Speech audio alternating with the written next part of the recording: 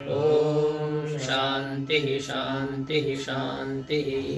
शंकरं शंकराचार्यं केशवं बादरायणं सूत्रभाष्यकृतौ वन्दे भगवन्तौ पुनः पुनः।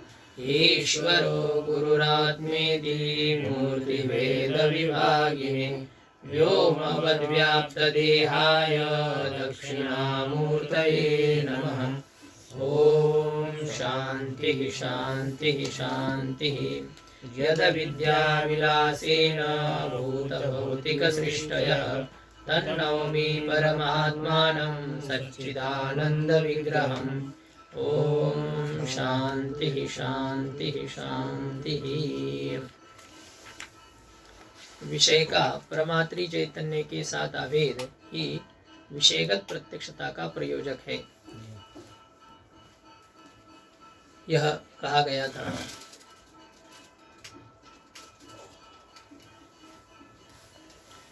तो प्रमाता का अभेद, प्रमाता का विषय के साथ अभेद का मतलब क्या है?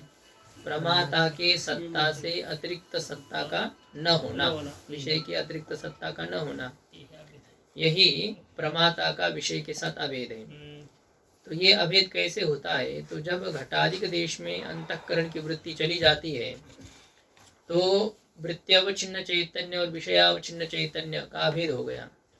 जिस विषयावच्छिन्न चैतन्य में घटादिक विषय अध्यस्त थे और वो अध्यस्त घटादि की सत्ता विषयावच्छिन्न चैतन्य से अतिरिक्त नहीं थी, क्योंकि अध्यस्त की स्वतंत्र सत्ता नहीं होती है। अधिष्ठान के सत्ता से ही अध्यस्त पदार्थ सत्ता वाला प्रतीत होता है। तो जब विषयावच्छिन्न चैतन्य से विषय की अतिरिक्त सत्ता नहीं है और उस विषयावच्छिन्न चैतन्य का प्रमात्री चैतन्य के साथ अभेद हो गया है। अतिरिक्त सत्ता मतलब उसका क्या? भिन्न सत्ता का न होना। अच्छा, जो अधिष्ठान की सत्ता है वही अध्यस्त की सत्ता है। अब प्रमात्री चैतन्य की सत्ता से भिन्न सत्ता थी घटादि की, क्योंकि औपाधिक भेद है। प्रमात्री चैतन्य अलग है, घटावच्छिन्न चैतन्य अलग है। घट की सत्ता वही है जो घटावच्छिन्न चैतन्य की है, यानी कि जो प्रमात्री चैतन्य की सत्ता है। प्रमात्री चैतन्य के सत्ता से अतिरिक्त सत्ता किसकी नहीं है? नहीं, जब अलग ही है तो प्रमात्री चैतन्य की सत्ता से भिन्न सत्ता किसकी नहीं है? अंतःकरण की नहीं, क्योंकि प्रमात्री चैतन्य मतलब अंतःकरण का अधिष्ठान चैतन्य कहो तो अंतःकरण की सत्ता अतिरिक्त नहीं है प्रमात्री चैतन्य से, किंतु घटादि की सत्ता तो भिन्न हो जाएगी औपाधिक भेद होने से। किंतु जब प्रमात्री चैतन्य ही वृत्ति के माध्यम से घटादिक देश में है तो अब विषय घटादि अवच्छिन्न चैतन्य और प्रमात्री चैतन्य, इसमें भेद नहीं है, तो एक है। तो यदि घटावच्छिन्न चैतन्य में घटाध्यस्त है अर्थात प्रमात्री चैतन्य में भी अभी घटाध्यस्त हो गया, दोनों का एकत्व होने के कारण से। तो इसलिए प्रमाता के सत्ता से अभी घट की सत्ता अतिरिक्त नहीं रही, तो यह न होना ही विषयगत प्रत्यक्षता का प्रयोजक है, यह कहा गया था। अनुमित्यादिक स्थल पर अंतःकरण के वृत्ति के द्वारा प्रमाता की विषय देश में विद्यमानता नहीं है, क्योंकि अंतःकरण की वृत्ति केवल पर्वत तक ही पहुंचती है, वह्नि को वृत्ति विषय नहीं करती है। तो इसलिए क्या हो रहा है कि वृत्त्यवच्छिन्न चैतन्य और वह्न्यादि विषयावच्छिन्न चैतन्य में भेद है, दोनों में भिन्नता है। तो इसलिए वह्न्य अवच्छिन्न चैतन्य की जो सत्ता है वही वह्नि की सत्ता है, किंतु प्रमाता की जो सत्ता वह वह्नि की सत्ता नहीं है। इसलिए वह्न्यादि में प्रत्यक्षता का प्रसंग नहीं है। प्रमाता के सत्ता से अतिरिक्त सत्ता वाली है वह्नि, अभिन्न सत्ता वाली वह्नि नहीं है। तो ये प्रमात्री पद देने का प्रयोजन इस प्रकार से कहा गया था। उसके बाद में यह है कि ये प्रमात्री चैतन्य भी सिद्धांति फिर क्यों मान रहा है? क्योंकि समवाय और उपाधि का इन्होंने खंडन करते समय ब्रह्म से भिन्न संपूर्ण प्रपंच अनित्य ऐसा कहा, और मतलब इनके सिद्धांत इनको सिद्ध करने के लिए उनका आश्रय लेते हैं, दूसरे का खंडन करते समय सिद्धांत पूरा अनित्य है। यह वास्तविकता की, तात्विकता की बात होती है। फिर बोलना चालना, किसको समझाना और क्या सिद्धांत और क्या बात रह जाएगी। न वेद है, न ईश्वर है, न गुरु है, न चेला है, ये बात नहीं चल रही यहाँ पर। व्यवहार स्तर पर हम क्या नहीं मान रहे हैं क्या? जब तक तत्व ज्ञान नहीं होता है तब तक व्यवहार काल में जो ज्ञान आपको हो रहे वो यथार्थ है, हमने माने है ना। व्यावहारिक सत्यता का भी हमने स्वीकार किया कि नहीं। जो बात हम कहते नेह नानास्ति किंचन एकमेव अद्वितीयम, वो पारमार्थिक सत्यता की बात है। व्यावहारिक सत्य तौर पर ये जगत है। हम कह रहे हैं तस्मात् वायु तस्मात् आत्मना आकाशो संभूत, हम जगत की उत्पत्ति नहीं मान रहे हैं, है ना। व्यावहारिक सत्यता जब है तब है, तब चैतन्य में भेद भी हो रहा है उपाधि के कारण से। हम ही स्वीकार कर रहे हैं 4 प्रकार के चैतन्य। परमात्र चैतन्य, साक्षी चैतन्य है, ईश्वर चैतन्य है, ब्रह्म चैतन्य है। चैतन्य हम मान रहे हैं ना, अलग अलग। अलग अलग क्या, वास्तविक तो हमें एक ही चैतन्य कहना है, लेकिन व्यावहारिक जो है, सामान्य जो लोग हैं, उनको समझाने के लिए सब बातों को स्वीकार करके समझाया जा रहा है। इसको कहते हैं क्या कहते हैं इसको, अध्यारोप अपवाद की प्रक्रिया इसको बोलते हैं। पहले आरोप करके फिर उसका अपवाद कर लेना है, तब समझाने वाले जो जिसको हम समझाना चाहते वो समझ जाएगा। पहली बार हम कह देंगे कि ब्रह्म ही है और कोई जगत है ही नहीं, न हुआ था, न है, न होगा, तीनों कालों में जगत है नहीं, तो सुनने वाले लोग कहेंगे इसको चढ़ गई है ज़्यादा या पागल हो गया है। इसलिए पहले उनके अनुभव के अनुसार बातों को स्वीकार करके फिर धीरे धीरे उनका खंडन करना है। ठीक है, ब्रह्म के अलावा ये सब पदार्थ दिखते हैं ना, बिल्कुल है, लेकिन ब्रह्म से उत्पन्न हुए हैं। चलो ठीक है, ब्रह्म से आकाश हुआ, आकाश से वायु हो गया, वायु से तेज हो गया, तेज से पृथ्वी हो गई, पृथ्वी से सब आपके पार्थिव पदार्थ दिख रहे हैं, लेकिन कार्य जो होता है वो कारण से अतिरिक्त नहीं होता है। अब ये आपको अध्यारोप की प्रक्रिया कही कि ऐसे ऐसे जगत उत्पन्न हो गया। जब अपवाद होगा मतलब इनका लय होता जाएगा, तो अपना अपना जो कार्य है उसका अपने अपने कारण में लय हो जाएगा। तो घटाधिक जितने कार्य है उनका पृथ्वी के साथ अभेद होगा। पृथ्वी ही है, घटाधिक कुछ नहीं है। वाचारम मनम विकारो नामधेयम मृत्तिका इत्येव सत्यम। इस प्रकार से करते करते घटाधिक कुछ नहीं रहे, केवल पृथ्वी शेष रही। इसी प्रकार से जल के जितने कार्य थे वो जल ही है, जल के कार्य कोई है ही नहीं। ऐसे तत्त भूतों के कार्यों का तत्त भूतों में लय करने के बाद में केवल पंच महाभूत बाकी रह गए। अब उसमें भी पृथ्वी जल का कार्य है, पृथ्वी का जल में अंतर्भाव, जल का तेज में अंतर्भाव, तेज का वायु में अंतर्भाव, वायु का आकाश में अंतर्भाव, और आकाश आत्मा से उत्पन्न हो गया है, तो आत्मा से अलग न होने के कारण से केवल एक आत्मा ही है। ये समझाना है हमें, हम जाएंगे वहीं पर, लेकिन अभी आपको ये सब अध्यारोप करके समझाने का प्रयास चल रहा है, इसलिए सीधी वही बात नहीं करनी हमें। हम कोई आजादवाद नहीं कहना चाह रहे, यहाँ पर हम विवर्तवाद कहना चाह रहे कि जगत कैसे प्रतीत हुआ, कैसे आया, कहाँ से आया। हम मान रहे हैं आपके भावों को, समझ रहे हैं कि आप जगत का अपलाप नहीं करना चाहते हैं, है ना। आप नहीं करना चाहते और हमें तो करना है, तो वो तरीके से करना है, आपको भी बुरा न लगे। वही बात है, धीरे धीरे आप उनको कहेंगे ना तो हो जाएगा, वो ग्रहण कर लेगा। लेकिन पहली बार आप वही बात कहेंगे तो फिर चिढ़ जाएगा वो। उसको कई कुछ दिन रहो, उसके साथ रहो, उसके जैसे होकर के रहो कुछ। देखिए ना, हम जब एक दूसरे के इतने घनिष्ठ हो जाते हैं तो एक दूसरे की गाली तक सह लेते हैं, एक दूसरे के थप्पड़ तक सह लेते हैं, कोई बात नहीं, ऐसा है, हो जाता है। और पहली बार आए और किसी ने किसी को गाली दी तो कैसे सहेंगे हम। इसका मतलब होता है कि जिसके साथ हमें रहना है, जिसको कुछ समझाना है, उसमें उतना घुल मिल जाना पड़ता है, तुम्हारा और हमारा कोई अलग है ही नहीं। फिर ऐसा करके फिर वही बातों को समझाना है हमें जिसको हम समझाना चाहते हैं। सभी महापुरुषों की यही प्रक्रिया होती है, चीज को ही समझाना होता है, वो दिखाते कोई अलग है। तो सुनने वाले को, देखने वाले को लगता है कि देखो ये हमारी बात कर रहा है, हम जैसा चाहते वैसा ये है। अलग अलग प्रकार की कथाएं सुनाएंगे, पैसा कैसे कमाना ये समझाएंगे, विषय का उपभोग कैसे करना है ये सब बातें रहेगी। अब लोगों को लगता है कि ये तो हमारे ही काम की बात है। अब जब वो वहां पर चला जाएगा तो धीरे धीरे धीरे फिर उसको ऐसे विषय से पामर, पामर से विषय, विषय से मुमुक्षु, और फिर उसको मुक्त करना है। लेकिन ये तरीके से होता है सब बातें। इसलिए ये सीधा वहाँ पर नहीं जाना है कि वेदांती सब चीज का खंडन करते हैं तो बात कैसे करते हैं, तो फिर तो कुछ बोल ही नहीं पाएगा वेदांती। ये सब कुछ मान करके व्यवहार स्तर पर व्यावहारिक सत्यता का सब स्वीकार करके यह बात हो रही है कि उपाधि जो नैयायिक मान रहे वैसी उपाधि हम नहीं मानते। क्या हम उपाधि नहीं मान रहे क्या? जो उन्होंने समवेत तत्व घटित जो उपाधि आई वो हमें पसंद नहीं है या हमें हमारे सिद्धांत में बनती नहीं है। हम उपाधि मानते हैं ना, अंतःकरण उपाधि है, माया उपाधि है, उस उपाधि को हम क्यों नहीं स्वीकार करते हैं, मानते हैं। ये जगत की संगति उपाधि के बिना कैसे लगेगी? तो यह बात है।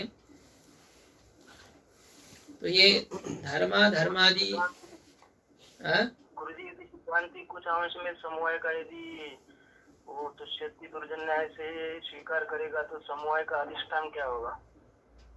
तुष्यति दुर्जन्य से कहा स्वीकार कर रहे हैं हम, क्यों कैसे कर पाएंगे? थोड़े समय तक तो समवाय का अधिष्ठान क्या होगा? नहीं, यदि समुद्र को आग लग गई तो मछली कहाँ जाएंगे? कहाँ जाएगी मछली? यही बात हो रही है ना, कैसे सिद्धांत कैसे स्वीकार कर लेगा? और यदि आपको ऐसा ही है तो सब दुनियादारी का अधिष्ठान ब्रह्म है तो ब्रह्म मान लो, ऐसे हो जाएगा ना। तो नित्यत्व ब्रह्मेतर पदार्थ में स्वीकार करने पर सिद्धांत का अपना पैर कट जाएगा ना, वो कहाँ खड़ा रह पाएगा? एक मेवा द्वितीय उसको समझाना है, दूसरा पदार्थ उसने सर पे ले लिया, नित्य पदार्थ, तो कैसे बात कैसे बनेगी? द्वैतापत्ति का प्रसंग आ जाएगा। इतनी बड़ी भूल सिद्धांत कैसे कर सकता है? चलो व्यावहारिक स्तर पर सब मान रहे तो ये भी मान रहे हैं। व्यावहारिक स्तर पर जो पदार्थ माने जा रहे हैं उसमें कोई पारमार्थिक पदार्थ माना है क्या ब्रह्म के अलावा? नित्य मानना मतलब वो पारमार्थिक हो जाएगा जिसकी उत्पत्ति नाश नहीं है। हम ये नहीं मानना चाहते ना जी। वास्तविक केवल ब्रह्म है और बाकी सब है व्यावहारिक। हम कोई किसी का निराकरण नहीं कर रहे हैं, आपके अनुभव का सब आपका जहाँ तहाँ ठीक ही है। सत्यता का विचार करो। स्वप्न के पदार्थ का हम निराकरण कर रहे हैं क्या? है ना, उस समय प्रातिभाषिक को है, अनिर्वचनीय उत्पत्ति हम मानते हैं वहां पर। तो इसलिए पदार्थों का स्वीकार किया गया है, नहीं ऐसी बात नहीं हो रही है। क्या कह रहे थे? हाँ, समवेय समवाय को यदि माना जाए तो फिर उसका अधिष्ठान किसे मानेंगे, यह जो बात होती है।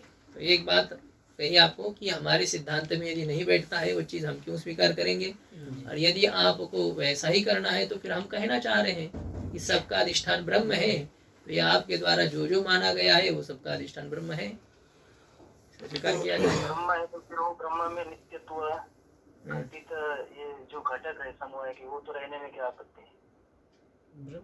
ब्रह्म अधिष्ठान है उसका। क्या है? सर्प का अधिष्ठान रज्जु है और वो रज्जु व्यावहारिक सत्य है। रज्जु का व्यवहार में बात नहीं होता है, मतलब सर्प का भी नहीं होता है क्या? रज्जु को सामने रख के सर्प में व्यवहार नहीं कर सकते। नहीं, रज्जु का जब ज्ञान है तो सर्प का व्यवहार कैसे होगा? जब आपको रज्जु का पता नहीं तो सर्प दिखाई दे रहा है। अध्यस्त पदार्थ अधिष्ठान स्वरूप माना जाता है, इसका अर्थ यह नहीं होता है कि जैसे कि वैसे वो अधिष्ठान है, उसके स्वरूप का बाध करके वो अधिष्ठान स्वरूप होता है। सर्प नास्ति रज्जु अस्ति, सर्प जैसे कि वैसे हमने मान लिया क्या? तो ये थोड़ी क्या तरंग को हमने जल स्वरूप मान लिया, इसका मतलब जल में सत्यता है तो तरंग में भी सत्यता है। बिंब को हमने सत्य मान लिया तो बिंब सत्य है तो प्रतिबिंब भी सत्य है, ऐसा हम कहना चाह रहे हैं क्या? वो अध्यस्त है, और अध्यस्त जो होता है उसकी कोई अतिरिक्त सत्ता रहती नहीं है। इस दृष्टि से हम कहने जा रहे हैं, हम पूरा पूरा उसमें अभेद नहीं स्वीकार करने जा रहे हैं। प्रातिभाषिक अलग ही है, व्यावहारिक अलग है, पारमार्थिक अलग है, उनमें पूरी पूरी अभिन्नता कैसे कर सकते हैं? नकली फल है और असली फल है, दिखने में बिल्कुल वैसे ही लग रहे हैं, अंतर है कि नहीं है? वही कहेंगे ये भी आम है, ये कहेंगे ये अनार है, ये और फल के नाम लेंगे, द्राक्षा फल है जो प्लास्टिक के बने हुए हैं, तो वो कहने भर के लिए है ना, नाम भी वैसे हम दे रहे हैं। लेकिन जिसको जो जानता है उसको पता है कि नहीं, ये तो केवल दिखने के लिए, पेट भरने के लिए नहीं है। व्यावहारिक हर एक पदार्थ इसी प्रकार से नाम मात्र है, इसमें कोई नहीं है।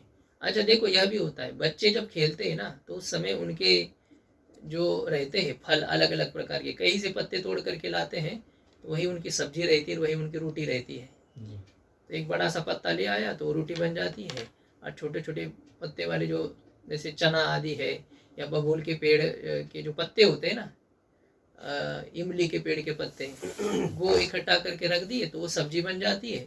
और पीपल का पेड़ का पत्ता, चाहे वट वृक्ष के पेड़ का पत्ता, तो वो रोटी होती है। अब उन्होंने उसको रोटी सब्जी मानी है, तो वो खा भी रहे, मतलब खाने का अभिनय भी कर रहे हैं, अतृप्ति भी हो रही, कहते बस बस बस बस अब बहुत हो गया, अब नहीं खा पाएंगे, अब ले लो थोड़ा सा ले लो, वही चल रहा है। वो कह रहा है बस बस हो गया। तो नाटक में यह सब करने के लिए ठीक ठाक है, लेकिन असलियत में क्या उससे तृप्ति होने वाली है क्या? वही भूख लगने पर सब जाते हैं कि नहीं अपने अपने घर में असली रोटी खाने के लिए। ये दुनियादारी की जो रोटी सब्जी है ये सब इसी प्रकार की है।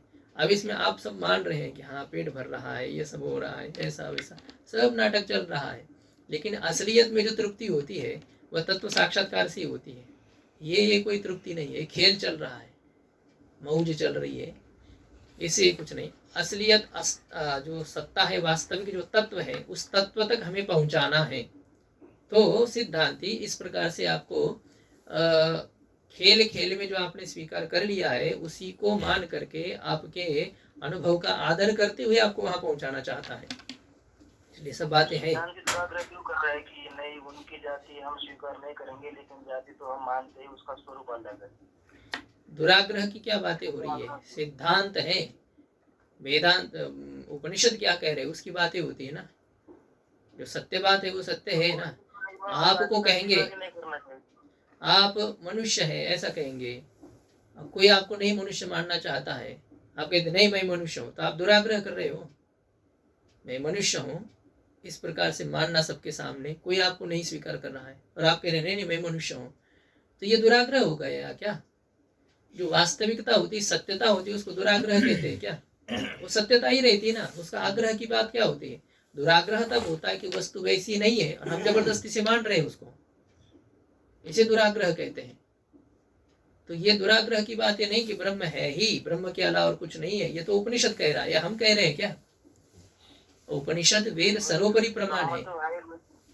सिद्धांत जो है कि जो तार्किक लोग वैसे जाति का स्वरूप मानते हैं वैसा हम स्वीकार नहीं करते, तो फिर इससे अच्छा है कि बस जाति का स्वीकार ही मत करो, आप उसको धर्म ही मानो, फिर जाति भी क्यों मान रहे हो? कोई बात नहीं, ऐसे आप मान लो।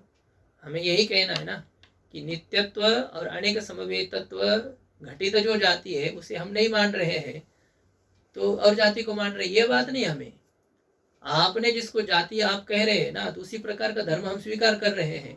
जाति शब्द आप कहेंगे हटा दो, हमें क्या मतलब है? घटत्व पदार्थ तो है ना, अब उसको जो कहना है कहो। नाम देने में क्या है? अपनी स्वतंत्रता है, लेकिन उसका स्वरूप अलग अलग है। यही आपको बोला था कि सांख्य के माया से, प्रकृति से हमें कोई तकलीफ थोड़ी है, लेकिन जो उसका स्वरूप है वो गलत है ना जी। उस स्वरूप हमारे में नहीं बैठ रहा है। वैदिक सिद्धांत में हमारा भी कोई निजी सिद्धांत की बात नहीं हो रही है, बाकी सब शास्त्रकार अपनी अपनी मान्यता उसमें मिलाए हुए हैं। वेदांती उपनिषद की बात करता है, उपनिषद क्या कहता है वो हर बार उसी के ऊपर नजर है। तो जिस उपनिषद को, यदि सिद्धांत को यदि थोड़ी भी आंच आ जाती है तो काट देता है, वेदांती हटा देता है, और यदि नहीं आता है तो दुनिया भर का लेता है। कोई बात नहीं, आ जाइए, सब है, सबको यहाँ पर मुक्त प्रवेश है। लेकिन थोड़ी सी कोई चालाकी हो जाए सिद्धांत के साथ तो फिर हम किसी को बख्शेंगे नहीं, छोड़ेंगे नहीं, यह बात होती है। इसलिए है धर्म स्वीकार करना पड़ता है, व्यवहार चल रहा है इसलिए। और बाकी वास्तविक तो हम किसी को भी नहीं स्वीकार कर रहे, तो जाति कौन सी बड़ी बात हो रही है? हा? कुछ भी नहीं है। हम ईश्वर तक को वास्तविक सत्य नहीं कह रहे हैं, तो ये बाकी दुनियादारी की मामूली घटत्व वस्तु की बात क्या चल रही है यहाँ पर? वो तो सब हटाना है। फिर भी अनुभव जो आ रहा है, अयम घट यह ज्ञान हो रहा है, तो उसमें घटत्व प्रकार है, ठीक, हम मान रहे हैं ना, आपके बातों का हम आदर कर रहे हैं कि नहीं कर रहे हैं। लेकिन इसका अर्थ ये थोड़ी होता है कि आप जो जो कहेंगे हम मानते जाएंगे। आपको कह लिया कि जल ले आओ, ले आए, और थाली धो लिया, भोजन बना लो, बना लिया। अब आप कुछ भी कहने लग जाएंगे तो हम मान लेंगे। अब आप कहेंगे कि आपका थोड़ा सा गर्दन काट करके दे दो। न्याय विद्या चतुर्दश विद्या के अंतर्गत आन्वीक्षिक विद्या है, तो मतलब सिद्धांति को भी वो इष्ट ही होने चाहिए, क्योंकि विद्या तो सबका कल्याण। बात यही समझ लीजिए, हम उनका स्वीकार कर रहे हैं, इसका अर्थ क्या होता है कि वो सब दुनियादारी हमें समझाए, हमारे ऊपर थोपे। जितने अंश में वो शास्त्र विरुद्ध नहीं है, उतने अंश में हम स्वीकार कर रहे हैं। पूरी पूरी हमें कोई स्वीकार करने की कोई आवश्यकता थोड़ी है। हाँ, किसी के भी नियम हम कुछ मान लेते हैं, यदि हमारे लिए उचित बन रहे हैं तो हम अपने विरोधी की बातें भी स्वीकार कर लेते हैं, ग्रहण करनी चाहिए। रावण से भी कुछ सीखना चाहिए। राम जी ने भेजा लक्ष्मण जी को, जाओ उससे राजनीति सीख करके आओ, क्योंकि बहुत बड़ा ज्ञाता था, राजनीति का जानकार था। लेते नहीं है क्या हम? लेकिन इसका अर्थ ये थोड़ा होता है कि रावण ने जैसे भी विचार किया था, रावण ने जैसे लूटमार की थी, रावण ने जैसे ऋषियों के यज्ञ आदि को सब नष्ट कर दिए थे, सबको पीड़ित कर दिया था, वो हमें सीखना है क्या रावण से? जो ग्राह्य चीज है उसका हम ग्रहण करते हैं, हम मानते हैं। उस समय रावण की भी हम पूजा करते उस अंश में जिसमें वो आदरणीय है, और हम जलाते भी है जिस अंश में वो प्रतिकूल है। तो ऐसा ही है, अन्य सभी शास्त्रों का स्वीकार करना इसलिए होता है कि जो विरुद्ध नहीं है। महापुरुषों के द्वारा वह भी प्रणीत है, मान रहे हैं। लेकिन यदि शास्त्र के विरुद्ध बात होती है तो भगवान के कहने पर भी हम नहीं मानते हैं। भगवान बुद्ध की बातें हम नहीं मानते, हमें पता है कि भगवान का अवतार है, लेकिन वेद का खंडन करते हम नहीं मानते हैं। तो जहां हम भगवान की बातें नहीं स्वीकार कर रहे हैं तो वहां हम अन्य शास्त्रकारों की बातें पूरी पूरी क्यों स्वीकार करेंगे? तो जितना ग्रहणीय है वही बात हम ले लेते हैं, सभी बात ग्रहण करने के लिए कोई आग्रह किसी का नहीं है हमारे में, ऐसे यह है। ठीक है, आगे यह बात हो रही थी कि धर्मादि का जब अनुमिति ज्ञान हो जाता है तो वहां भी क्या होता है? प्रमात्री चैतन्य के अतिरिक्त धर्मादि की सत्ता नहीं है, क्योंकि धर्मादि भी अंतःकरण में है और प्रमात्री चैतन्य भी अंतःकरण देश में ही है। इसलिए सत्ता का भेद न होने के कारण से धर्मादि के भी प्रत्यक्षता का प्रसंग है।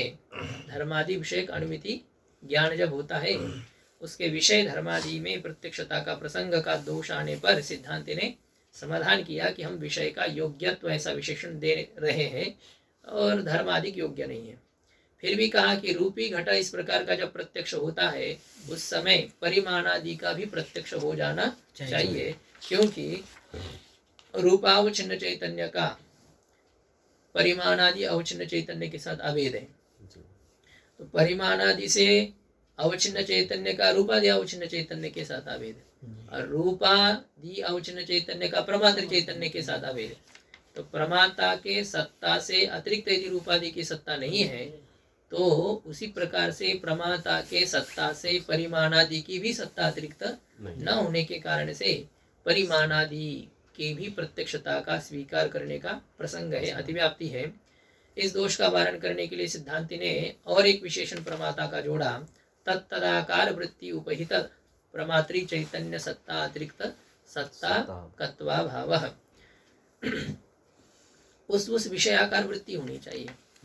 तो जब रूप के आकाराकार वृत्ति है उस समय परिमाणादि के आकाराकार वृत्ति का अभाव होने के कारण से परिमाणादि आकार वृत्ति उपहित प्रमात्री चैतन्य के सत्ता से अतिरिक्त सत्ता परिमाणादि की है, न कि अतिरिक्त सत्ता तत्व का अभाव, इसलिए अतिव्याप्ति नहीं है। यहाँ तक की चर्चा हम लोगों ने की थी। अभी आगे पूर्व पक्षी शंका करने जा रहा है। टीका में देखिए, ननु परिमाणादौ अतिव्याप्ति वारणाय तत्तदाकार वृत्ति उपहितत्वस्य अपि प्रमात्री विशेषणत्वे वृत्ताव्याप्ति इति शंकते। परिमाणादि में अतिव्याप्ति का वारण करने के लिए तत्तदाकार वृत्ति उपहितत्व, ये किसका विशेषण दिया? प्रमात्री तत्तदाकार वृत्ति उपहितत्व में किसका विशेषण है? हाँ, प्रमात्री विशेषणत्वे। पंक्ति में देखिए, कोई इतना नहीं कि आपकी परीक्षा ली जा रही है। जैसे जो वाक्य जो चल रहा है उसी का प्रश्न पूछा जा रहा है। इतने आगे कुछ पीछे सोच रहे, इतना बुद्धि को तनाव मत दो, तान मत दो, तकलीफ नहीं होनी चाहिए बुद्धि को ज्यादा। तो तत्तदाकार वृत्ति उपहितत्वस्यापि प्रमात्री विशेषणत्वे, उस विषयाकार वृत्ति उपहितत्वम, यह भी प्रमाता का विशेषण है, ऐसा मानने पर वृत्तव अव्याप्ति ही, वृत्ति में ही अव्याप्ति होगी, वृत्ति के ही अप्रत्यक्षता का प्रसंग। क्योंकि घटादिक विषय स्थल पर तो क्या होती है, घटादि के आकाराकार वृत्ति होती है, इसलिए घट का प्रत्यक्ष है। लेकिन वृत्ति के आकाराकार वृत्ति है क्या दूसरी? वृत्ति के आकार आकार यदि दूसरी वृत्ति मान लेंगे तो अनवस्था हो जाएगी, जी है कि नहीं। घटाकार वृत्ति क्या कहते हैं यहाँ पर, घटाकार वृत्ति उपहित प्रमात्री चैतन्य के सत्ता से अतिरिक्त घट की सत्ता का न होना ही घटगत प्रत्यक्षता है या घटगत प्रत्यक्षता का अवच्छेदक है। यह जब है जी तो ये ठीक है, घट का प्रत्यक्ष हो रहा है, जी लेकिन घटाकार वृत्ति भी तो प्रत्यक्ष है कि नहीं। घटाकार वृत्ति का भी प्रत्यक्ष हो रहा है, किंतु घटाकार वृत्ति में प्रत्यक्षता नहीं मानी जा सकती है, क्योंकि वृत्ति के आकार वृत्ति है नहीं घटाद्य आकार जैसी वृत्ति है, वैसे वृत्ति के आकार यदि कोई वृत्ति हो, तो नहीं। उस वृत्ति से उपहित प्रमात्री चैतन्य के सत्ता से अतिरिक्त वृत्ति की सत्ता न होने से वृत्ति में प्रत्यक्षता को हम मान सकते हैं। समझ में नहीं आया? ये देखिए घट है, हाँ, तो क्या वृत्ति कहाँ चली गई? ये वृत्ति है, हाँ, तो ये वृत्ति घटा के आकार हो रही है। तो जब वृत्ति घट के आकार हो गई तो इस वृत्ति से उपहित जो प्रमात्री चैतन्य है वो यहाँ है, और उस प्रमात्री चैतन्य से अतिरिक्त घट की सत्ता नहीं है, इसलिए घट प्रत्यक्ष है। तो घट प्रत्यक्ष है, वृत्ति प्रत्यक्ष है कि नहीं? वृत्ति भी प्रत्यक्ष है, लेकिन वृत्ति में प्रत्यक्षता का लक्षण नहीं घटा पाएंगे। जैसे यहाँ घटा दिया कि घटाकार वृत्ति से उपहित प्रमात्री चैतन्य के सत्ता से अतिरिक्त सत्ता का न होना, ये घटगत प्रत्यक्षता है। अब वृत्तिगत प्रत्यक्षता यदि घटानी है तो क्या चाहिए? देववृत्ति। तो इसके लिए क्या चाहिए? इस वृत्ति को भी विषय करने वाली दूसरी एक वृत्ति होनी चाहिए। तो इस वृत्ति से, इस वृत्ति के आकार जो दूसरी वृत्ति है, जैसे घटाकार एक वृत्ति थी ना, वैसे इस वृत्ति का प्रत्यक्ष करना हो तो इस वृत्ति के आकार ये जो वृत्ति, इस वृत्ति उपहित जो प्रमात्री चैतन्य, उस प्रमात्री चैतन्य से अतिरिक्त सत्ता का न होना यदि इस वृत्ति में आ जाए तो फिर इस वृत्ति में प्रत्यक्षता मानी जा सकती है। लेकिन इस वृत्ति को विषय करने वाली और दूसरी वृत्ति मानी जा सकती है क्या? जैसे घट को विषय करने वाली यह वृत्ति है, इस वृत्ति को विषय करने वाली यदि दूसरी वृत्ति मानेंगे तो अनवस्था दोष होगा ना।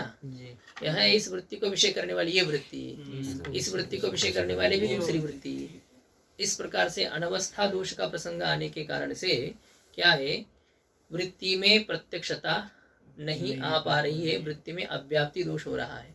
और जैसे घट जड़ है उसी प्रकार से वृत्ति भी जड़ है ना, वृत्ति का भी प्रत्यक्ष करना है। हाँ, वृत्ति भी तो प्रत्यक्ष होती है।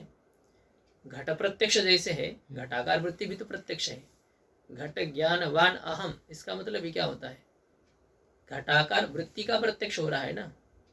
वृत्ति ने काम कर दिया ना, समझ उसका काम कर दिया तो वो हो गया, घट का प्रत्यक्ष कर दिया।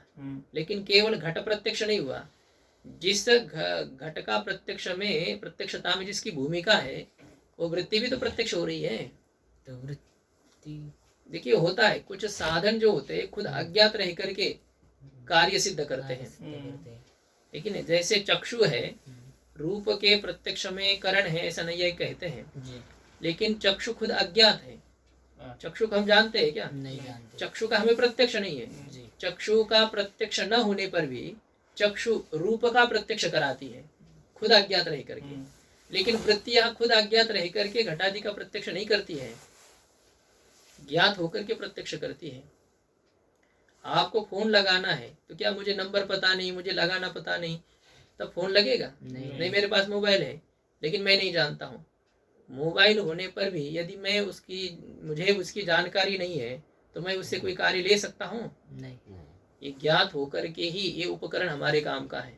हमारे पास गाड़ी और हमको कहीं दूर जाना है लेकिन हम चलाना नहीं जानते, तो यदि गाड़ी चलाने का ज्ञान नहीं है तो गाड़ी में बैठने से गाड़ी आपको ले जाएगी क्या? उसका ज्ञान चाहिए। ज्ञात होकर के, सब जगह पर अज्ञात करण कार्य सिद्ध करता, यह बात नहीं है, ज्ञातता होनी चाहिए। तो वृत्ति अज्ञात रह करके नहीं करती है घट का प्रत्यक्ष, वृत्ति भी ज्ञात हो जाती है। वृत्ति क्यों ज्ञात हो जाती है? तो यह है ना कि जैसा घट जड़ है वैसे वृत्ति भी तो जड़ है। तो यदि घट जड़ है तो उसका प्रकाशन करने के लिए चैतन्य है, खुद तो प्रकाशमान नहीं ना वो। वृत्ति भी जड़ होने के कारण से उसको भी प्रकाश करने वाला साक्षी चैतन्य है ही, है कि नहीं? तो वृत्ति का प्रत्यक्ष किससे होता है फिर? वही तो वही विचार चल रहा है ना। हाँ। जैसे घट का प्रत्यक्ष में वृत्ति माध्यम बनी, जी प्रत्यक्ष तो किससे होता है? चिदाभास के द्वारा उसका प्रत्यक्ष किया जा रहा है, ये हम कहते हैं। जी बुद्धितस्त चिदाभासो द्वावेतो व्याप्नुतो घटम तत्राज्ञान धिया नश्येत आभासेन घटः स्फुरेत्। तत्राज्ञानम, उसमें अज्ञान का नाश वृत्ति के द्वारा किया जाता है, फिर चिदाभास उस घट का प्रकाशन करता है। जी देखिए, चिदाभास ने केवल घट का प्रकाशन किया, चिदाभास ने खुद का प्रकाशन नहीं किया, चिदाभास ने वृत्ति का प्रकाशन नहीं किया, लेकिन ये तीनों भी प्रकाशित हो जाते बाद में। घट को भी प्रकाशित करने वाला, घट के प्रकाशक चिदाभास को भी प्रकाशित करने वाला, और घटाकार वृत्ति को मतलब चिदाभास को अव्यक्त करने वाली जो वृत्ति थी उसको भी प्रकाशित करने वाला साक्षी चैतन्य होता है। साक्षी चैतन्य सबका प्रत्यक्ष करता है, लेकिन साक्षी जो होता है वह किसी वृत्ति के बिना किसी का प्रत्यक्ष नहीं कर सकता है। उसकी मजबूरी यह है, उसको वृत्ति चाहिए, वृत्ति होने पर ही वो किसी का प्रत्यक्ष करेगा। एक वेळे एक से एक का प्रत्यक्ष होगा ना, तो घट का प्रत्यक्ष होने के बाद ऐसी कोई बात नहीं, एक साथ अनेकों का प्रत्यक्ष क्या? मैं आँख खोलते आप सबको देख रहा हूँ, देख रहा हूँ कि नहीं देख रहा हूँ? मेरा इधर भी ध्यान है, इधर भी ध्यान है। अनेक का प्रत्यक्ष क्या है? वृत्ति जब निकलती है चक्षु से वो फैलती हुई जाती है, अब उसके क्षेत्र में जितने पदार्थ आते हैं उन सबका ज्ञान अब हो जाता है। देखते हैं, यहाँ पर ये देख लो, आपको कितने मोबाइल दिख रहे हैं? तीन। कैसे 3 देख रहे हो? तो हटो, आप धनुष्य बाण हटा दो, हमें तो केवल पंछी की बाह्य आँख दिखनी चाहिए जिसको आपको उड़ाना है। तो ये होता है ना, चक्षु से जो निकली हुई वृत्ति है वो फैल जाती है, और वहाँ पर जितने पदार्थ होते हैं उनको विषय करती है। ये कोई करे, ऐसा थोड़ी होता है, एक वो फैल जाती है वहाँ पर जितना हो, और जिस एक विषय पर जाने पर भी इस विषय के संपूर्ण अवान्तर रूप आदि को विषय करेगी, ऐसी भी नहीं है। अब आपने देखा है, अब आपको पूछेंगे आँख बंद करो, बताओ कितने रंग के मोबाइल यहाँ पर है, नहीं बता पाएंगे। आपने देखा था, वृत्ति आपकी उस तरफ नहीं थी, केवल 3 है, ये आपको पता चला। तो यह बात यहाँ पर होती है कि साक्षी चैतन्य इन सबका प्रकाशन कर रहा है। घट है, वृत्ति है, चिदाभास है, सबका प्रकाशन करना है, लेकिन उसको प्रकाशन करने के लिए भी वृत्ति चाहिए। अब घट का प्रकाशन करने के लिए तो वृत्ति थी, अब वृत्ति का प्रकाशन करने के लिए वृत्ति कहाँ से लाएंगे? और यदि लाएंगे फिर उस वृत्ति का प्रकाशन करने के लिए भी दूसरी वृत्ति चाहिए, क्योंकि पहली वृत्ति जड़ थी, इसलिए उसका प्रकाशक कोई ना कोई होना चाहिए। तो दूसरी वृत्ति भी तो जड़ है, उसका प्रकाशन करने के लिए और कोई चाहिए। तो घट जड़ है, उसके प्रकाशन के लिए वृत्ति चाहिए, तो वृत्ति भी जड़ है, उसका प्रकाशन भी जरूर मानना पड़ेगा साक्षी के द्वारा, और उसके लिए वृत्ति चाहिए।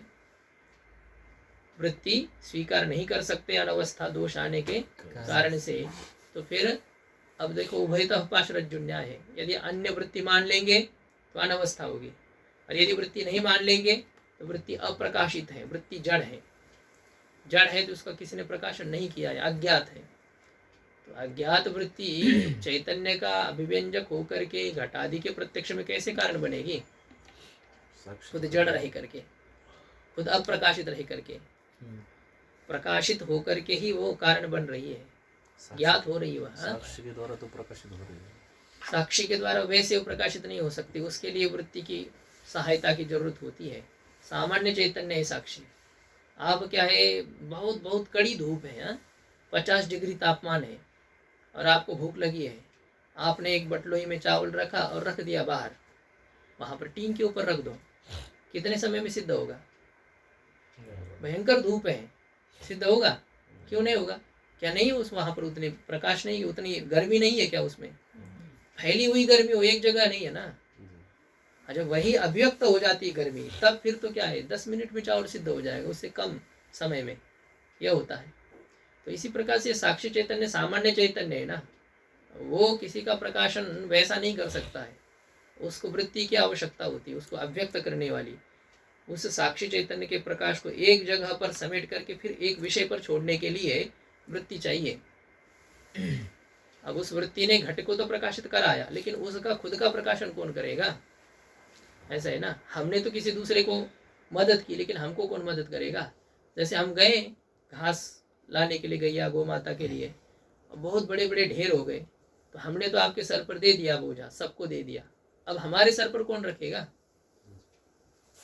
तो घट दूसरे को तो हमने मदद की, हमको कौन मदद करेगा? घट का प्रकाशन तो चैतन्य ने किया ना, या वृत्ति ने किया? घट का प्रकाशन किया, प्रकाशन चैतन्य ही करता है, जी, लेकिन वृत्ति उस के माध्यम साक्षी से को करा है। अभिव्यक्त वृत्ति करती है ना, प्रकट तो- वृत्ति करती है ना। तो वृत्ति तो वो प्रकट करने का काम भले ही करे, उसका प्रत्यक्ष करने की क्या आवश्यकता है? वो जड़ है ना, उस जड़ खुद है, तो वो यदि ज्ञात न हो तो वह उसमें प्रकाशन आदि कार्य कैसे होंगे? वो आप जड़ है तो वृत्ति है, इसमें क्या प्रमाण है फिर? तो फिर मतलब जड़ है तो साक्ष्य को कैसे वो करेगी प्रकाश? तो नहीं, मतलब जो चेतन है, चेतन ही चेतन को खींच सकता है, जरूरी नहीं है ना। क्या है, हमारा हम चेतन है, इसका मतलब शीशा भी चेतन होना चाहिए क्या हमारे प्रतिबिंब को खींचने के लिए? फोटो खींचने के लिए मोबाइल चेतन होना चाहिए क्या? वो स्वच्छ होना चाहिए, बस इतनी बात होती है।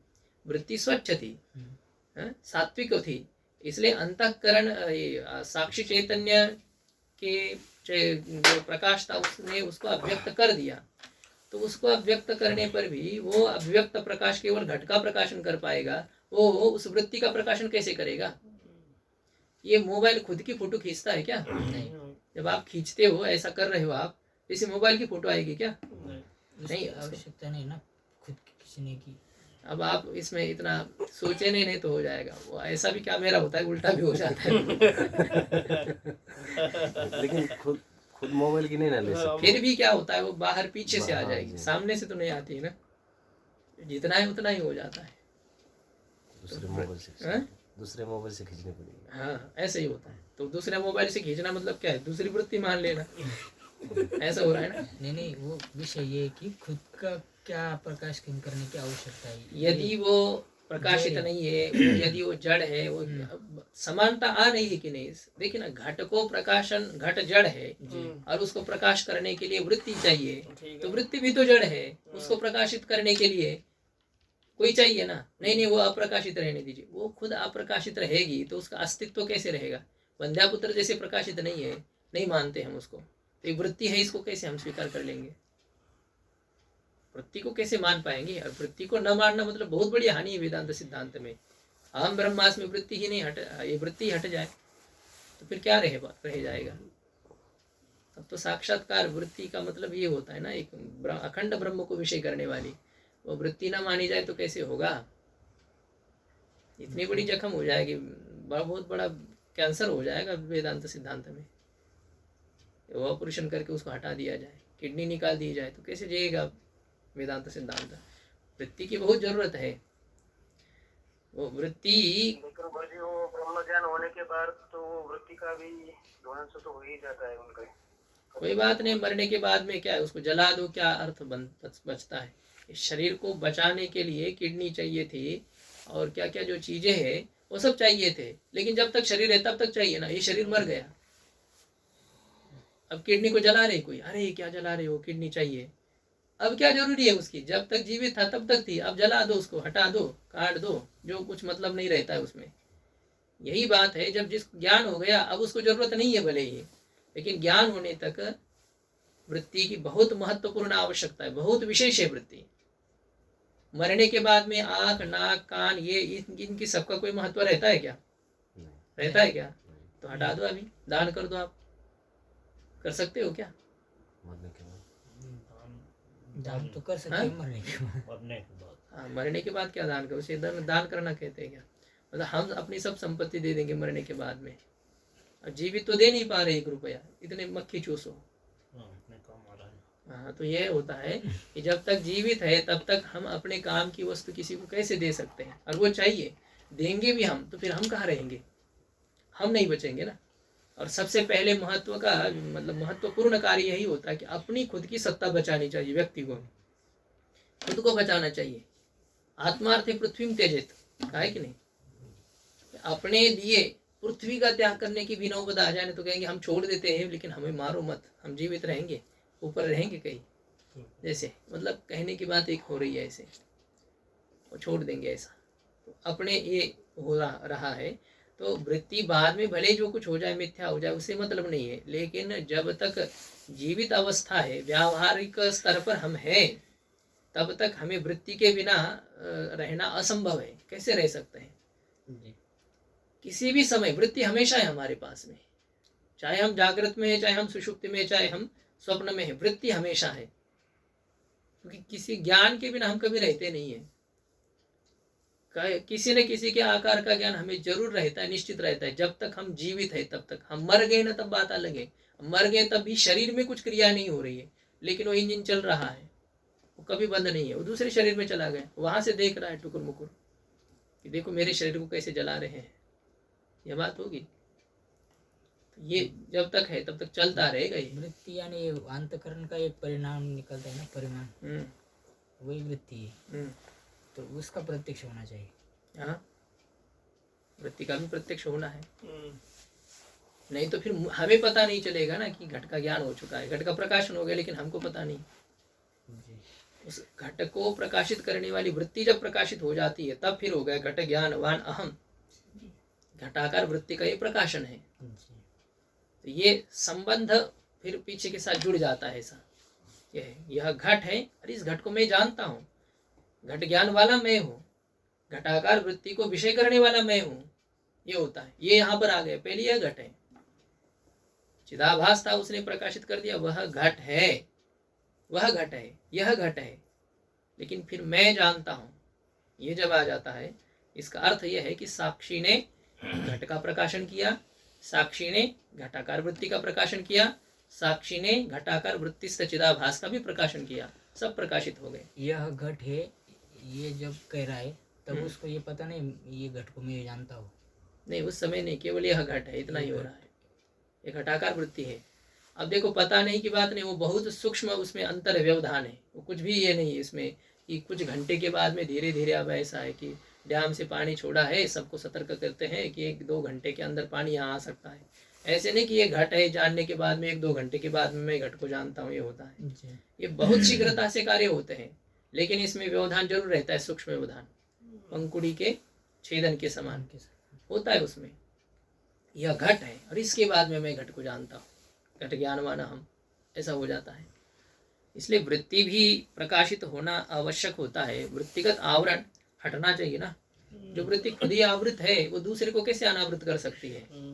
वृत्ति का कार्य क्या है? अज्ञान को हटाना, और खुद ही अज्ञान से घिरी हुई है, तो वो कैसे अज्ञान को हटाएगी? अंधेरा कैसे अंधेरे को हटा सकता है? खुद उसको प्रकाश बनना पड़ेगा ना, फिर वो दूसरे के अंधकार को हटा सकता है। खुद बंधा हुआ दूसरे को कैसे खोल सकता है? वृत्ति खुद यदि आवृत है, वृत्ति यदि अज्ञात है, तो अज्ञात वृत्ति, अज्ञात का मतलब क्या है? आवरण से आच्छादित है। आवरण से आच्छादित वृत्ति दूसरे को अनावृत कैसी कर पाएगी? संभव नहीं है ना। तो इसलिए वृत्ति को भी अनावृत होना आवश्यक होता है। तो वृत्ति का आवरण तब भंग होगा जब वृत्ति को विषय करने वाली दूसरी वृत्ति आ जाए। पूर्व पक्षी कह रहा है, देखो मूल में ननु एवं वृत्तौ अव्याप्ति ही, इस प्रकार से वृत्ति में क्या है? अव्याप्ति है। सब पदार्थ अज्ञान से आच्छादित है, इसलिए ही उनका प्रकाश नहीं होता है। ब्रह्म स्वरूप में सब अध्यस्त है, सब है, और सब अज्ञान के द्वारा ढके हुए हैं। और जब उस पदार्थ की आकार वृत्ति हो जाती है तो अज्ञान हट जाता है। ये सामने सब पदार्थ रखे आपके, लेकिन ये जब तक इनके तरफ आपकी दृष्टि नहीं जाती है, अर्थात आपके नेत्रादिक इंद्रियों के माध्यम से वृत्ति इसका आवरण नहीं हटाती, तब तक ये आप इसको नहीं जानते हैं। ये सामने है, लेकिन फिर भी आपको उसका ज्ञान नहीं है। तुरंत अज्ञान का पर्दा आ जाता है। आपको जैसे बताया था कि रात्रि के समय में टार्च लेकर के हम चलते हैं, तो जब तक प्रकाश है तब तक तो अंधकार हटा हुआ है, वहां से रास्ता देता है उसको। और जैसे टार्च का प्रकाश आगे चला जाता है तो तुरंत भर गया अंधेरा, व्याप्त हो गया अंधेरा, ऐसा हो जाता है। तो ये है कि ये आवरण से सब पदार्थ आच्छादित रहते हैं, और इस आवरण को वृत्ति हटाती है। वृत्ति के द्वारा आवरण हटता है, तब जब आवरण हटता है तब उसका प्रकाश होता है। तो जैसे घटादिक जड़ पदार्थ के आवरण को हटाने के लिए वृत्ति चाहिए, तो वृत्ति और घटादि दोनों भी तो जड़ है, तो तो वृत्ति के भी आवरण को हटाने के लिए वृत्ति चाहिए, दूसरी वृत्ति होनी चाहिए। दूसरी वृत्ति आप मान नहीं सकते हो, मानोगे तो अनवस्था, नहीं मानोगे तो वृत्ति में आवरण की युक्तता होने के कारण से वो दूसरे को अनावृत कैसे कर पाएगी? पहले उसका अज्ञान हटाना पड़ेगा, फिर बाकी वो दूसरे के हटाएगी। वो हटाएगी खुद ही। डॉक्टर ही को ही कोरोना हो गया, अब वो ही भर्ती है, अब वो दूसरे को कैसे निरोगी करेगा? है कि नहीं? डॉक्टर को ही कैंसर हो गया, अब वो भले ही बहुत बड़ा कैंसर का तज्ञ है, लेकिन फिर भी यदि वो खुद ही उस रोग से ग्रसित है तो कैसे उपचार कर सकता है दूसरे का? व्यतीत है, पूरी तरह से मरणासन्न है। ऐसी वृत्ति यदि अज्ञान से आच्छादित है, उस अज्ञान से आच्छादित वृत्ति घटाधिक विषय के अज्ञान को कैसे हटा सकती है? संभव नहीं है। इसलिए यह बात हो रही है कि दूसरी वृत्ति मानने पर भी दोष है, न मानने पर भी दोष है। दोनों प्रकार से दोष यहाँ पर आ रहा है।